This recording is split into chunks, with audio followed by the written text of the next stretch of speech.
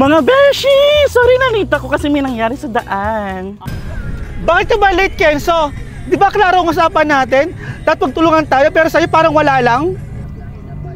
Parang kailan lang, Kenzo? Ikaw pa ang nagplano nito.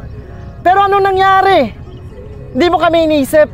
Hindi mo inisip yung feelings namin. Wala kang respeto. Eh may nangyaring hindi ko kayang kontrolin eh. Hindi ko sinasadya. Hindi ko na kaya, Kenzo! Lagi ko may dahilan. Lagi ko may issue. Lagi ka namin iniintindi. Jake, Mark, kumalma nga kayo. Hindi naman lahat masusolusyon kung puro galit.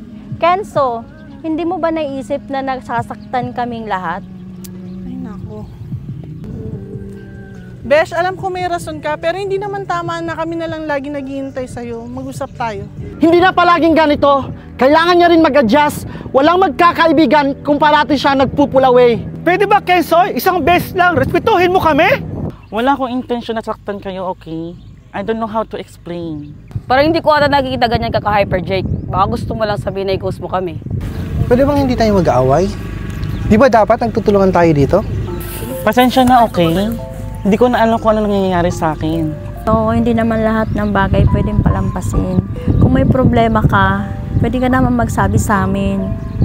Hindi tayo mabubuo kung lagi na lang ganito. Basta, sana magbago na to. Ayoko mawalan ng barkada. Mga beshi, magbabago na ako. Please wag niyo akong iwan.